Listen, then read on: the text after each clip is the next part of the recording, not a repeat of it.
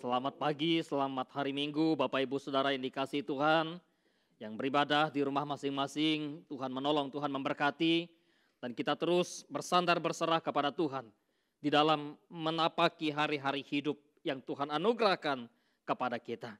Bapak Ibu Saudara yang dikasihi oleh Tuhan Yesus Kristus, Jumat Agung sudah semakin dekat, Paskah. Ya, oleh sebab itu kita terus merenungkan bagaimana kehidupan Kristus yang adalah Tuhan Allah kita yang menganugerahkan keselamatan kepada kita. 7 titik janji keselamatan di atas salib. Yesus anak Allah, Yesus anak manusia. Itu yang akan kita pikirkan pada kesempatan Minggu Kudus hari ini. Bapak Ibu yang dikasihi oleh Tuhan Yesus Kristus, saya membawa kita untuk membuka satu bagian dari kebenaran firman Tuhan yang terambil dari Injil Yohanes pasal yang kelima. Injil Yohanes pasal 5 ayat yang ke-16 sampai ayat yang ke-30. Kita akan membaca secara bergantian, saya membaca ayat 16. Bapak Ibu Saudara-saudara bisa mengikuti membaca ayat yang ke-17, demikian seterusnya. Untuk Bapak Ibu yang ada di rumah juga bisa, mari kita bersama-sama membaca kebenaran firman Tuhan ini. Injil Yohanes pasal 5 ayat 16 sampai 30, ayat 16, Bapak Ibu 17, demikian seterusnya. Dan karena itu orang Yahudi berusaha menganiaya Yesus karena ia melakukan hal-hal itu pada hari Sabat.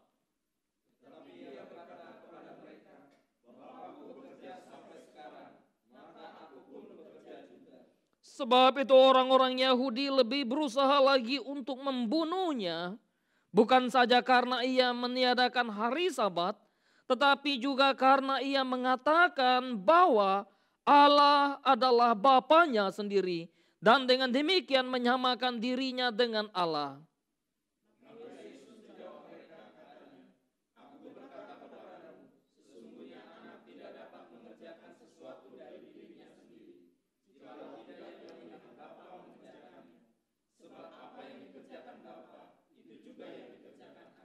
Sebab Bapa mengasihi anak dan ia menunjukkan kepadanya segala sesuatu yang dikerjakannya sendiri. Bahkan ia akan menunjukkan kepadanya pekerjaan-pekerjaan yang lebih besar daripada pekerjaan-pekerjaan itu, sehingga kamu menjadi heran. Sebab sama seperti Bapa membangkitkan orang-orang mati dan menghidupkannya, demikian juga anak menghidupkan barang siapa yang dikehendakinya. Bapa tidak menghakimi siapapun, melainkan telah menyerahkan penghakiman itu seluruhnya kepada anak. Supaya semua orang menghormati anak sama seperti mereka menghormati Bapa. Barang siapa tidak menghormati anak, ia juga tidak menghormati Bapa yang mengutus dia. Aku berkata kepadamu, sesungguhnya barang siapa mendengar perkataanku dan percaya kepada Dia yang mengutus aku, ia mempunyai hidup yang kekal dan tidak turut dihukum, sebab ia sudah pindah dari dalam maut ke dalam hidup. Aku berkata kepadamu, sesungguhnya saatnya akan tiba dan sudah tiba, bahwa orang-orang mati akan mendengar suara Anak Allah, dan mereka yang mendengarnya akan hidup. Sebab sama seperti Bapa mempunyai hidup dalam dirinya sendiri, demikian juga diberikannya anak mempunyai hidup dalam dirinya sendiri. Dan ia telah memberikan kuasa kepadanya untuk menghakimi, karena ia adalah anak manusia. Janganlah kamu heran akan hal itu, sebab saatnya akan tiba bahwa semua orang yang di dalam kuburan akan mendengar suaranya. Dan mereka yang telah berbuat baik akan keluar dan bangkit untuk hidup yang kekal. Tetapi mereka yang telah berbuat jahat akan bangkit untuk dihukum. Sama-sama. Aku tidak dapat berbuat apa-apa dari diriku sendiri. Aku menghakimi sesuai dengan apa yang aku dengar, dan penghakimanku adil, sebab aku tidak menuruti kehendakku sendiri, melainkan kehendak Dia yang mengutus aku. Demikian kebenaran firman Tuhan bagi kita saat ini. Bapak Ibu Saudara-saudara yang dikasihi oleh Tuhan Yesus Kristus. Kalau Bapak Ibu Saudara-saudara yang dikasihi oleh Tuhan, sudah melakukan sesuatu yang baik, sesuatu yang benar, sesuatu yang membuat orang dari keterpurukan menjadi terangkat hidupnya. Lalu pada satu titik di mana orang tersebut membuat gosip tentang Bapak Ibu Saudara yang dikasihi. Apa yang Bapak Ibu rasakan? Masih kecewa? Marah? Pasti. Berusaha untuk membalas dendam? Atau ya menerima dengan lapang dada? Puji Tuhan, bersyukur saya dicaci, saya dimaki, saya dihina. Anak Allah, anak manusia. Di dalam konteks bacaan kita ketika Kristus telah melakukan penyembuhan terhadap seorang yang sakit di kolam Bethesda, maka ketika dia mendapatkan orang tersebut dan orang tersebut kemudian mendapatkan satu pemulihan daripada Yesus, ketika Yesus berkata, angkatlah tilammu, bangun dan berjalanlah. Lalu orang itu sembuh. Tetapi bagaimana perasaan atau bagaimana tindakan orang tersebut yang memberitahukan kepada orang-orang yang lain, kepada orang-orang Yahudi yang lain. Dialah yang telah berkata kepadaku, angkatlah tilammu dan berjalanlah. Padahal hari ini adalah hari Sabat. Hal itu membuat orang-orang Yahudi merasa gusar. Tentu pertama, kedua, bukan hanya karena ia telah melakukan pekerjaan pada hari Sabat. Tetapi yang membuat orang Yahudi begitu marah, begitu mau menganiaya dia, begitu mau membunuhnya adalah ketika Yesus berkata kepada mereka, Bapakku bekerja sampai hari ini dan aku pun bekerja juga. Dengan demikian maka dia sedang menyamakan dirinya dengan Bapa. Siapakah dia? Dia anak baru lahir 30-an tahun yang lalu kok. Dia anak baru lahir. Belum lama. Dia anak yang lahir dari seorang tukang kayu. Ayahnya kita kenal, ibunya kita tahu, saudara-saudaranya kita tahu. Siapa dia? Sehingga dia berani menyamakan diri dengan Allah. Dan mengaku Allah adalah Bapaknya. Ini adalah satu penghujatan. Bapak Ibu Saudara yang dikasihi oleh Tuhan. Sehingga orang-orang Yahudi berusaha untuk mau membunuh Yesus. Berusaha untuk mau membinasakan dia. Karena dia berkata kepada mereka, Bapakku bekerja sampai hari ini. Dan aku pun bekerja. Sama seperti Bapa bekerja. Pernyataan atau ungkapan Yesus adalah anak Allah. Bukanlah keluar dari bibir mulutnya sendiri. Itu tentu memiliki latar belakang yang ada di dalam perjanjian lama. Daud sudah menubuatkan bagaimana kemudian anakku engkau kuperanakan pada hari ini. Engkau kuperanakan. Dan itu suatu nubuat yang menggenapi atau yang akan digenapi di dalam diri Kristus Yesus. Ketika Rasul atau ketika Rasul Petrus menuliskan atau membicarakan itu di dalam tulisan Lukas dalam Kisah Para Rasul pasal yang ke-13. Dan kami sekarang memberitakan kabar kesukaan kepada kamu yaitu bahwa janji yang diberikan kepada nenek moyang kita yaitu kepada Daud telah digenapi Allah kepada kita. Keturunan mereka dengan membangkitkan Yesus seperti yang ada tertulis dalam Mazmur. Anakku engkau telah kuperanakan pada hari ini. Aku telah membangkitkan dia dari antara orang mati. Dan ia akan diserahkan kembali kepada kebinasaan. Hal itu dinyatakan oleh Tuhan dalam firman. Ini aku akan menggenapi janji-janji yang kudus. Yang dapat dipercayai. Yang telah kuberikan kepada Daud. Yesus anak Allah. Merupakan satu penggenapan janji yang Allah berikan kepada Daud. Dan telah kita pelajari bagaimana Yesus Raja Shalom dalam garis keturunan Daud. Sehingga tidak heran kemudian harusnya orang-orang Yahudi memahami apa yang tertulis di dalam kitab Mazmur. Oleh sebab itu pengkhotbah atau penulis Ibrani pun mengatakan, karena kepada siapakah di antara malaikat itu pernah ia katakan, anakku, engkau telah kuperanakan pada hari ini. Tidak pernah Allah berkata kepada malaikat satupun dan menyebut malaikat adalah anaknya yang diperanakan. Tetapi kepada dia, yaitu Kristus, Allah berkata, anakku, engkau telah kuperanakan. Bapak Ibu Saudara yang dikasihi oleh Tuhan Yesus Kristus, ungkapan Yesus anak Allah tidak serta-merta muncul dari perjanjian lama, tetapi juga di dalam perjanjian baru kita melihat begitu banyak ungkapan anak Allah yang keluar dari bibir mulut, bukan saja dari orang-orang yang terdekat dengan Yesus.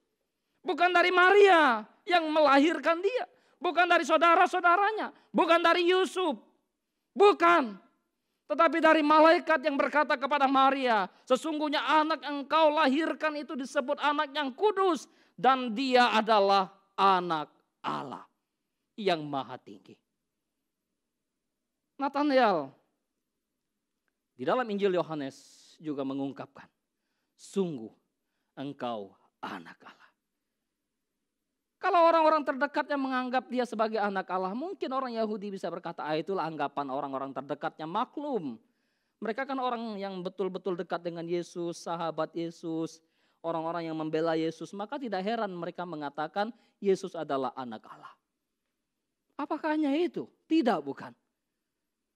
Iblis pun mengatakan, mau apakah engkau daripada kami, hai Mesias anak Allah yang hidup. Jangan binasakan kami, saatnya belum tiba. Bahkan para musuh-musuh Yesus, di dalam penganiayaan, di dalam pengadilan, orang bertanya kepada dia, engkaukah Mesias anak Allah yang hidup? Engkau sendiri mengatakannya. Dan sampai pada puncak, di mana Kristus disalibkan, mati, seorang pengawal, seorang tentara Romawi mengaku sungguh dia ini anak Allah. Bapak Ibu Saudara yang dikasihi oleh Tuhan Yesus Kristus. Anak Allah memang membuat orang gusar. Anak Allah memang membuat orang-orang Yahudi merasa gentar dan ketakutan. Tapi Yesus sadar betul dia tidak pernah terganggu dengan apa yang dituduhkan kepadanya. Dia tetap mengerjakan misi, mengerjakan panggilannya sebagai anak yang diutus oleh Bapa ke dalam dunia ini. Yesus anak Allah, Yesus anak manusia. Dan anak manusia terlalu banyak digunakan Yesus untuk dirinya. Ketika ia berkata kepada para muridnya, menurut orang siapakah anak manusia? Maka orang mengatakan, murid-muridnya mengatakan, dia adalah salah seorang nabi yang akan datang. Dia adalah salah seorang Elia yang akan datang. Dia adalah salah seorang atau Yeremia akan hidup. Tetapi menurut kamu siapakah anak manusia itu? Petrus berkata, engkau anak Allah yang hidup.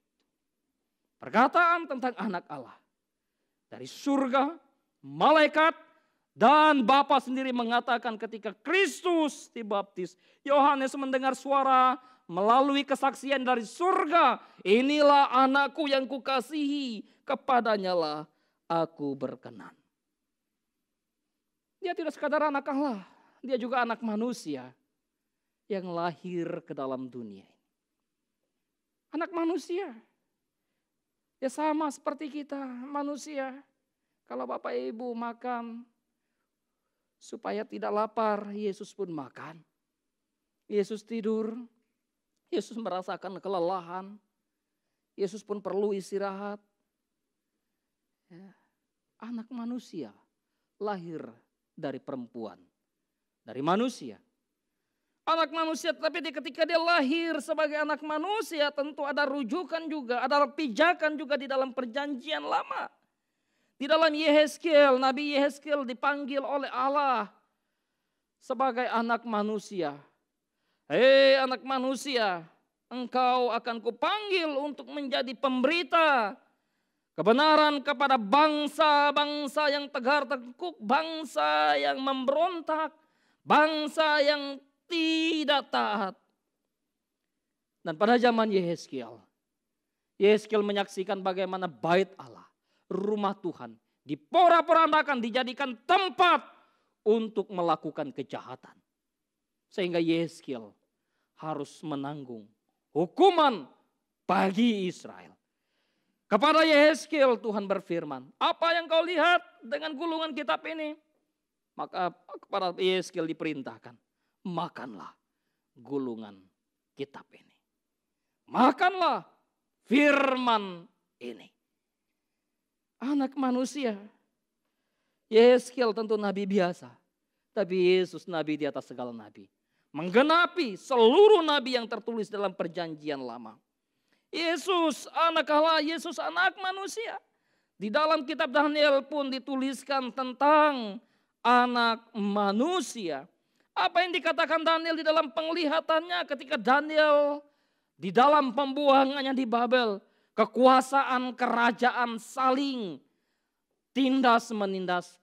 Kekuasaan kerajaan satu kalah, datang lagi kerajaan yang lain, datang lagi kerajaan yang satu, datang lagi kerajaan lain.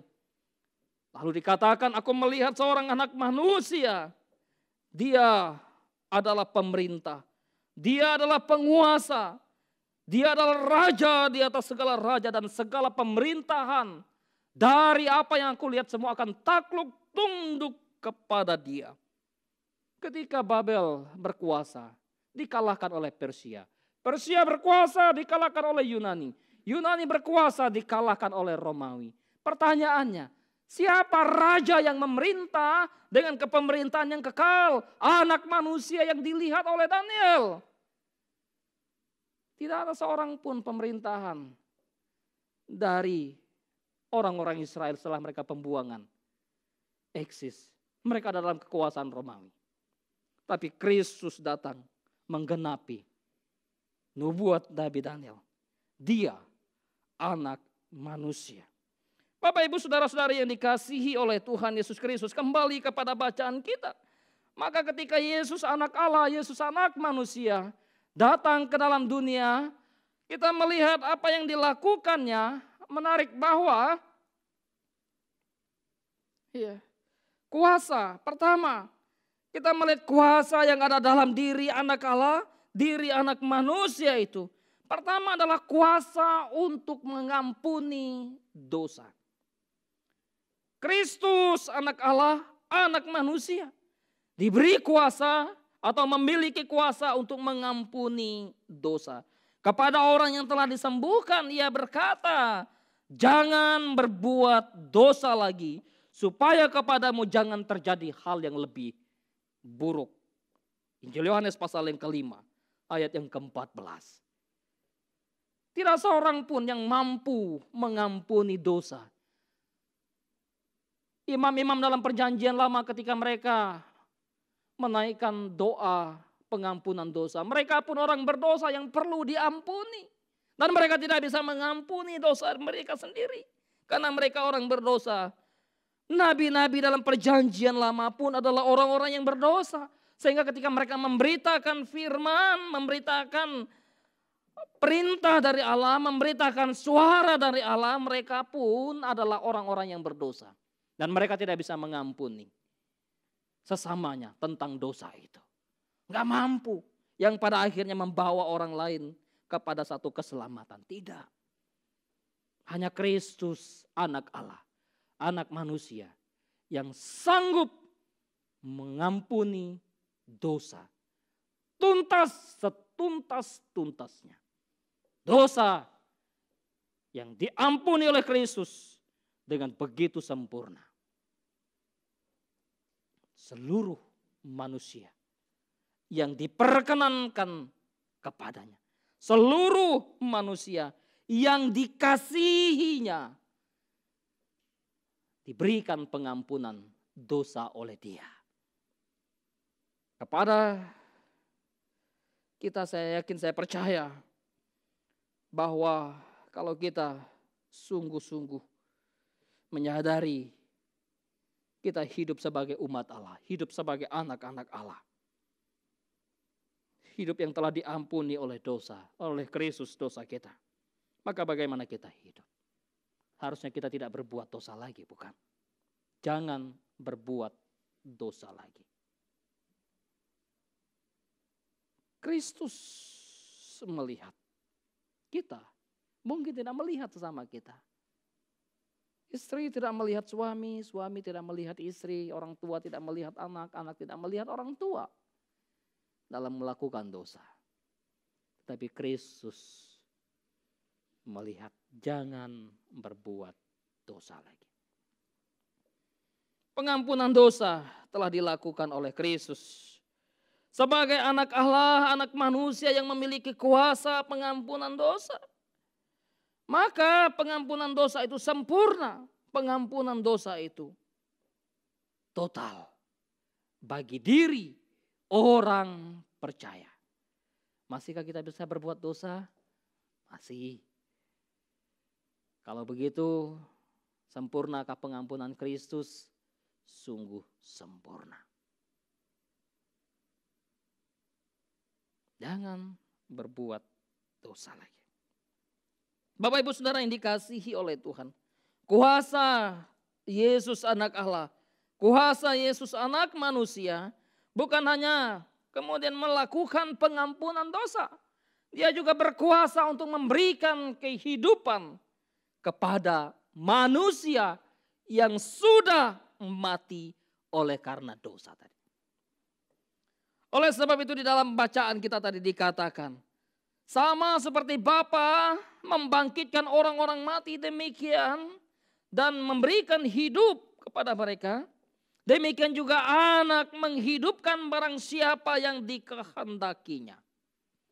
Pekerjaan anak Allah, anak manusia datang ke dalam dunia ini. Dia mau supaya kita mendapatkan satu kehidupan di dalam Dia.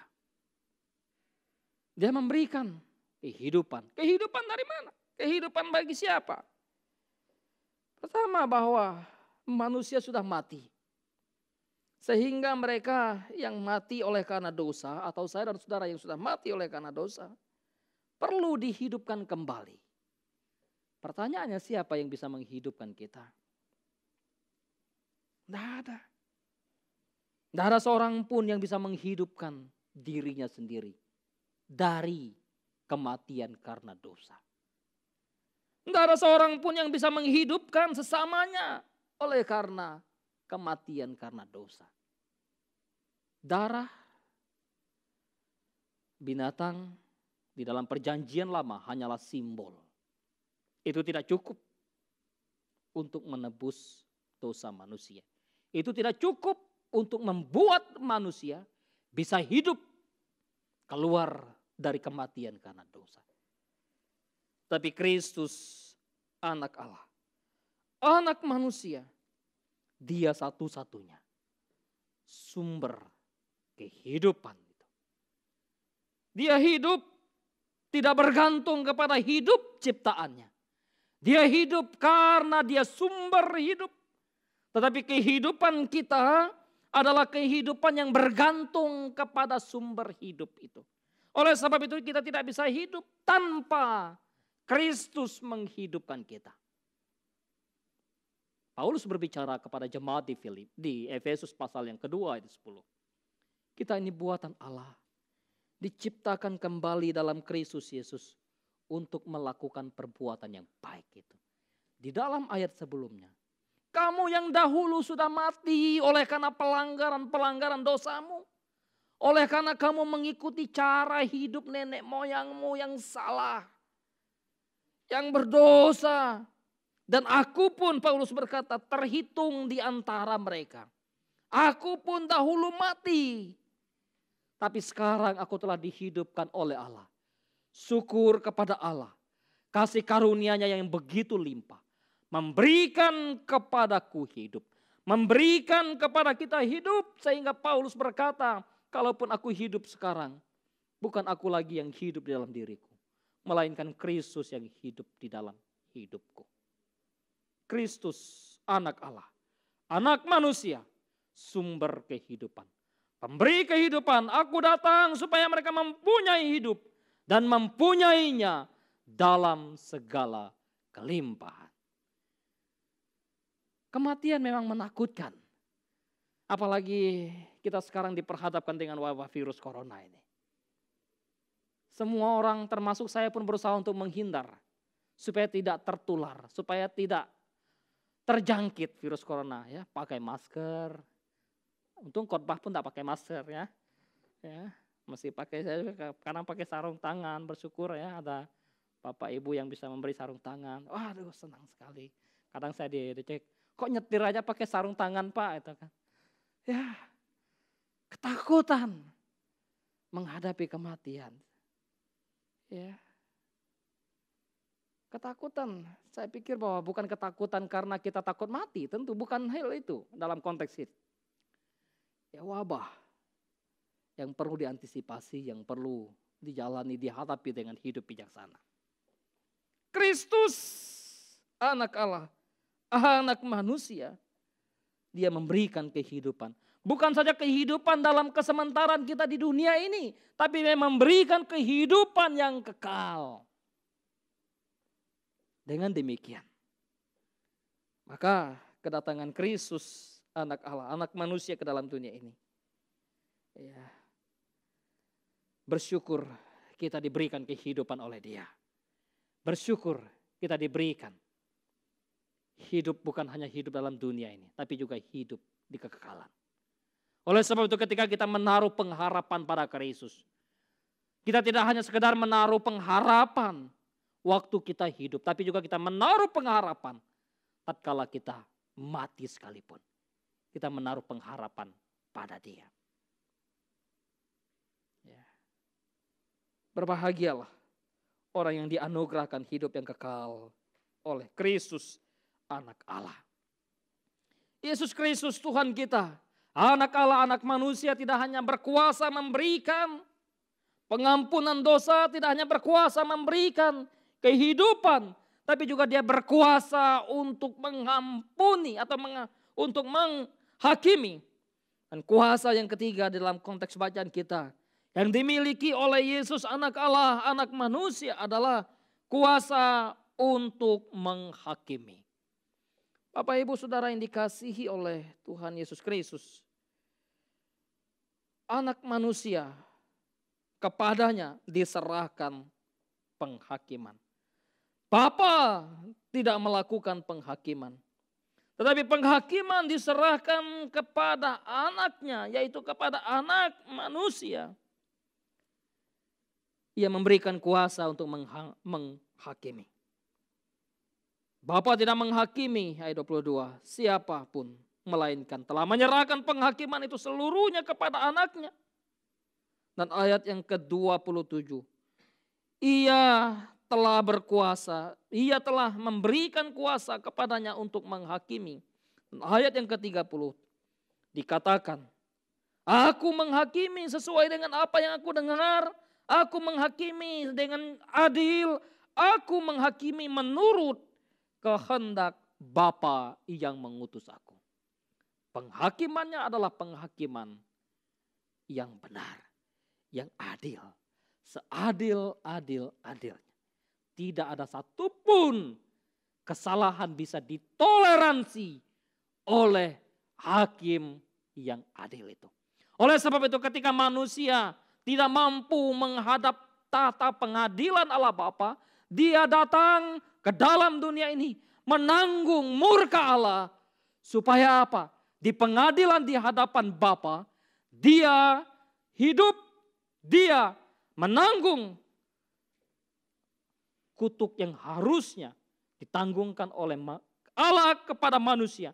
Murka yang harusnya ditimpakan oleh Allah kepada manusia, Dia ambil. Maka ketika Allah mengadili, ketika Kristus mengadili, Dia mengadil dengan adil. Mengadili dengan benar. Menghakimi dengan benar. Karena Dia sang benar. Bapak Ibu Saudara yang dikasihi oleh Tuhan, di dalam konteks orang-orang Yahudi pada waktu itu. Ketika di pengadilan-pengadilan tingkat tinggi, tidak mampu memutuskan satu persoalan, satu permasalahan. Mereka masih datang ke pengadilan yang tingkat besar di Yerusalem. Disitulah diputuskan.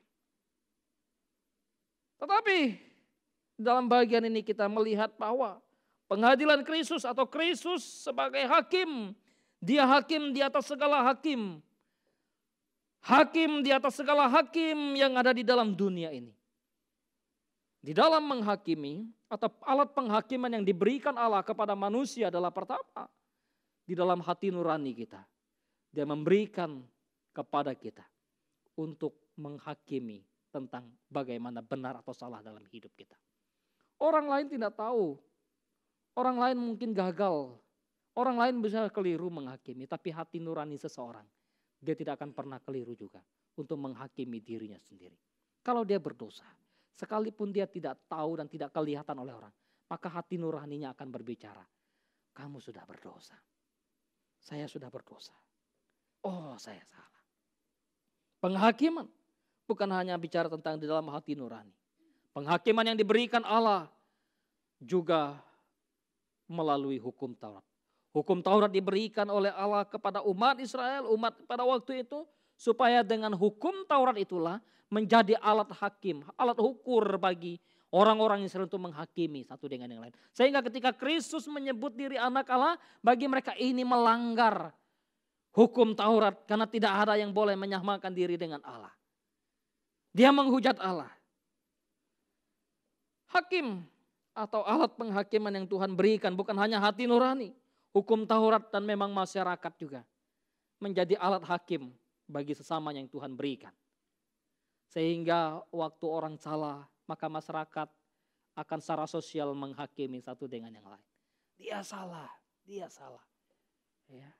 Bukan hanya masyarakat, tetapi pemerintah sebagai lembaga yang diberikan Allah.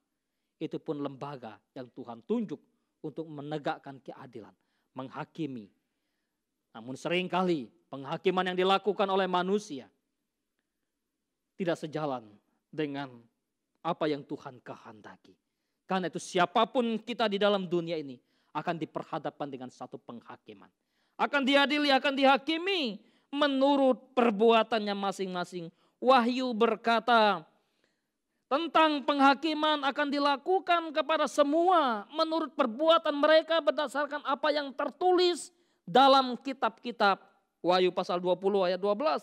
Dan penghakiman bagi orang percaya adalah pembebasan. Penghakiman yang dilakukan oleh Kristus terhadap orang percaya adalah pembebasan. Ini kabar sukacita Pak, buat orang percaya. Tidak perlu takut, tidak perlu gentar. Tapi jangan juga karena penghakiman adalah satu pembebasan lalu kesempatan untuk kita berbuat dosa dalam dunia. Toh nanti saya dibebaskan. Tidak. Kita mesti bertanggung jawab dengan hidup yang Tuhan anugerahkan. Karena itu ketika Tuhan berbicara kepada kita, ya dengarkanlah firman. Bapak Ibu Saudara yang dikasihi oleh Tuhan Yesus Kristus. Apa yang Dia inginkan dari kita manusia yang telah diberikan kuasa untuk menjadi anak-anak Allah. Jelas dalam konteks bacaan kita.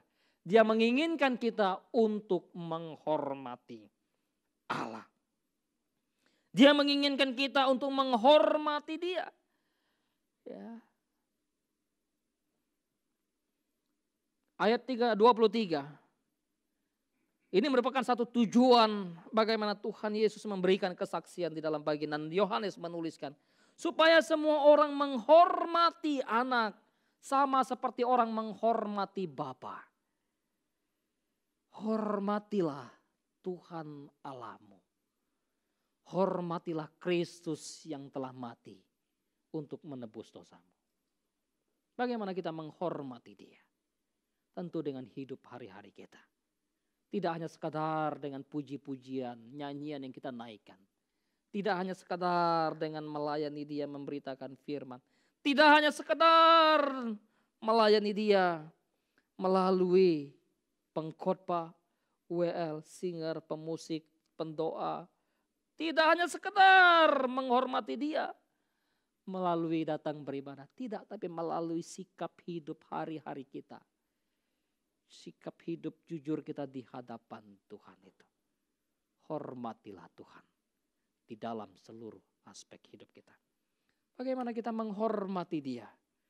Pertama, dia katakan dengan cara mendengarkan firman. Dia datang ke dalam dunia, diutus oleh Bapa untuk memberitakan firman-Nya, untuk menyuarakan kebenarannya. Firman tidak hanya sekedar didengar, firman perlu direnungkan dan dihidupi. Berbahagialah orang yang merenungkan Taurat itu siang dan malam. Mereka seperti pohon yang ditanam di tepi aliran air yang menghasilkan buahnya pada musimnya dan yang tidak layu daunnya. Apapun yang diperbuatnya berhasil. Mendengarkan firman, kunci kehidupan. Kristus berkata, makananku ialah melakukan kehendak Dia yang mengutus aku. Dan hidup manusia bukan hanya hidup dari roti, tapi hidup dari firman yang keluar dari mulut Allah. Sekalipun kita tidak bisa berkumpul di tempat yang sama, di tempat ini. Saya yakin, saya percaya Bapak Ibu Saudara yang dikasihi oleh Tuhan, yang ada di rumah sedang menunjukkan sikap hormat pada Allah dalam beribadah kepada Dia.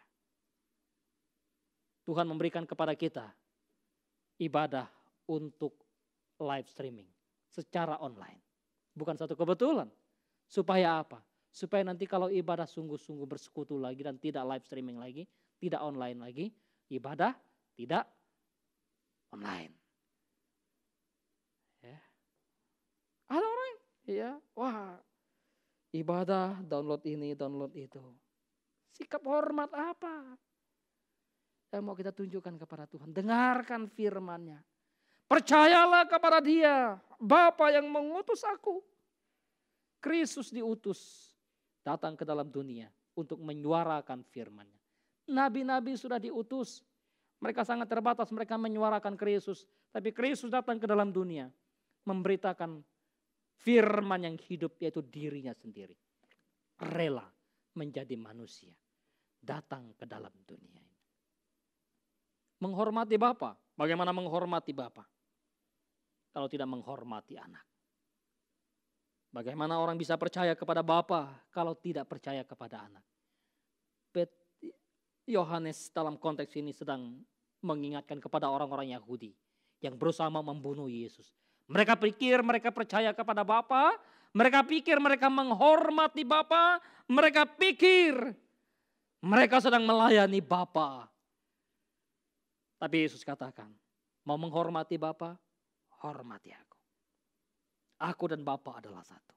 Bagaimana mungkin kamu menghormati Allah yang tidak kelihatan? Aku yang ada di depanmu, di matamu, dan di tengah-tengahmu. Engkau tolak. Engkau aniaya. Engkau caci. Engkau maki. Engkau serahkan ke tangan manusia berdosa. Untuk disiksa, disalibkan, dan mati di sana. Bapak Ibu Saudara yang dikasihi oleh Tuhan. Bagaimana kita menghormati Allah. Tidak hanya sekedar mendengar Tuhan, firman, mendengar suaranya, tapi juga impact dari mendengarkan firman-Nya dikatakan, dengan demikianlah mereka akan hidup. Di dalam pemberitaan firman Tuhan hari ini, Yesus mengingatkan kepada kita, Dia anak Allah, Dia anak manusia, Dia datang ke dalam dunia, Dia memberitakan firman-Nya, dan oleh firman itu kita diberikan kehidupan. Kita yang dahulu mati oleh karena dosa, dengan kebenaran firman yang telah dianugerahkan kepadanya, Roh Kudus memampukan kita untuk menerima firman itu. Sehingga oleh firman itu kita hidup. Barang siapa percaya kepada Dia yang mengutus aku, dia akan hidup.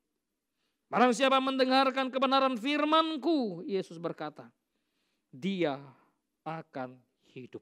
Bukan saja hidup di dalam dunia, tetapi hidup di dalam kekekalan. Bapak Ibu Saudara yang dikasihi oleh Tuhan Yesus Kristus, setakut apakah kita menghadapi virus corona? Saya sendiri juga takut. Ya. Takut. Takut bukan takut mati. Kasihan. Orang-orang yang berjuang di garis depan. Pada akhirnya kematian memang akan menjemput kita semua. Dengan cara yang unik dan berbeda. Tapi kita sebagai orang percaya punya satu pengharapan. Punya satu kepastian. Punya satu jaminan. Kristus telah mati untuk kita. Di kayu salib, dia menebus dosa kita.